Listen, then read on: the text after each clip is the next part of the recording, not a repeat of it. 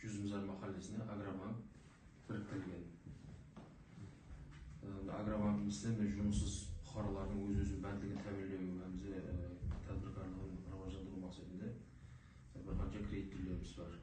Мәселен, махалла лайқасы деген кредитіміз бар. Жұмыссыз бұқаралардың өз-өзін бәндігін тәмінлеу үшін 50 миллионға шекем беріледі.